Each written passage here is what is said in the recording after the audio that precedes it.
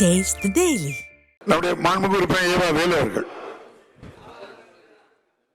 மாண்புமிகு பேரவைத் தலைவர்களே, எதிர்க்கட்சி தலைவர் அவர்கள் எழுந்து ஒத்தி வையுங்கள், எங்களை பேச அனுமதியுங்கள் என்று ஒரு குறிப்பிட்டார். நான் கவனித்துக் கொண்டிருந்தேன்.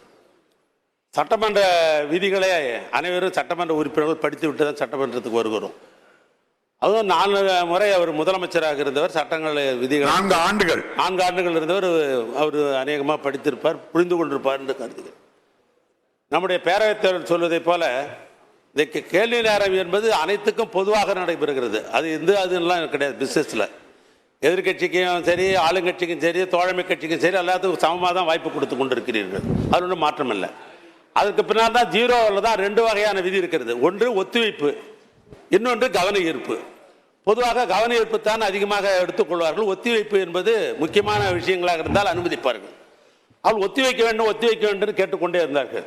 ஆனால் ஒத்திவைப்புக்கு என்று ஒரு தனியாக ஒரு விதி இருக்கிறது, அதற்கு பாரம் இருக்குது, எல்லாமே இருக்குது. அப்படி ஒன்றும் உங்கள்கிட்ட ஒத்திவைக்கணும் இந்த பாரத்தையும் எழுதி இது வரைக்கும் அந்த மனு உங்கள்கிட்ட இது வரைக்கும் கொடுக்கவே இல்லை. அதனால் இந்த ஒத்திவைப்பு என்பதை மையப்படுத்தி கொண்டு எல்லா சட்டமன்ற உறுப்பினர்களும் பேசுகிற நேரத்தை அவர்கள் எடுத்துக்கொண்டு தினமும் சட்டமன்றத்தை வீணடித்துக் கொண்டிருக்கிறார்கள். எனவே அதையும் கொஞ்சம் பேரவைத் தலைவர் கவனத்தில் எடுத்துக்கொண்டு இந்த ஒத்திவைப்பு தீர்மானம் என்ன, கவன ஈர்ப்பு தீர்மானம் மீண்டும் ஒரு முறை அவளுக்கு ஒரு கிளாஸ் எடுத்தால் பரவாயில்லை. இல்லை, நேற்றே அவங்க மேல் நடவடிக்கை எடுத்த மாண்புமிகு முதலமைச்சர் அவர்கள் பெருந்தன்மையோடு அந்த சபை நடவடிக்கைகளில் கலந்து கொள்ளக்கு வேண்டும் என்று கேட்டுக்கொண்டார்கள். அதன் அடிப்படையில் நேற்று சொன்னோம். நேற்று சபைக்கு வரல. இன்னைக்கு வந்த உடனே சபை நடவடிக்கைகளில் அவங்களுக்கு கலந்து கொள்வதில் என்ன பிரச்சனை இருக்கோ தெரியல. அவர்கள் நான் அன்போடு கேட்டுக்கொள்கிறேன், நாகரிகமாக சபையிலே நடந்து கொள்ள வேண்டும் என்று கேட்டு விநாயகன்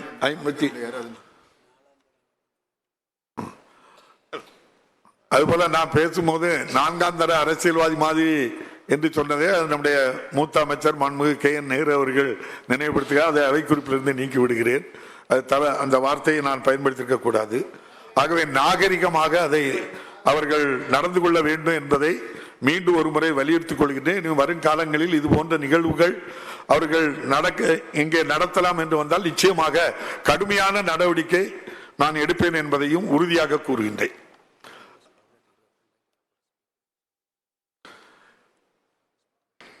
இதுபோல 2016 ஆகஸ்ட் மாதம் 18ஆம் தேதி அப்போது இருந்த சட்டப்பேரவை தலைவர் அவர்கள் ஒரு ரூலிங் கொடுத்திருக்காங்க. அதையும் நான் நினைவுபடுத்த விரும்புகின்றேன். அவர்கள் கொடுத்த ரூலிங், வினாக்கள் விடைகள் நேரத்தில் கேள்வி நேரம் முடியும் மட்டும் 0 ஹவரில் உங்களுக்கு அனுமதி தருகிறேன்.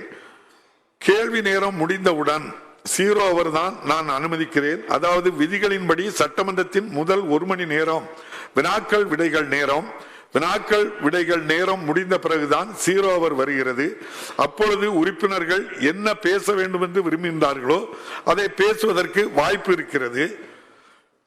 விதிகளின்படி முதலில் கேள்வி நேரம் முடிந்ததை பின்னால் தான் உங்களுக்கு வாய்ப்பு தரப்படும் என்பதை இதற்கு 2016ஆம் ஆண்டு அப்போது சட்டப்பேரவை தலைவராக இருந்தவர்கள், அப்போது எதிர்க்கட்சியாக இருந்த திராவிட முன்னேற்ற கழக உறுப்பினர்கள் இது போன்ற நிகழ்வில் இருந்த போது இந்த வார்த்தைகளை அவர் பயன்படுத்தி அதன் அடிப்படையில் தான் நல்ல முறையிலே அந்த சபையை நடத்துவதற்கு எதிர்க்கட்சி அப்போது ஒத்துழைப்பு கொடுத்திருக்கின்றது.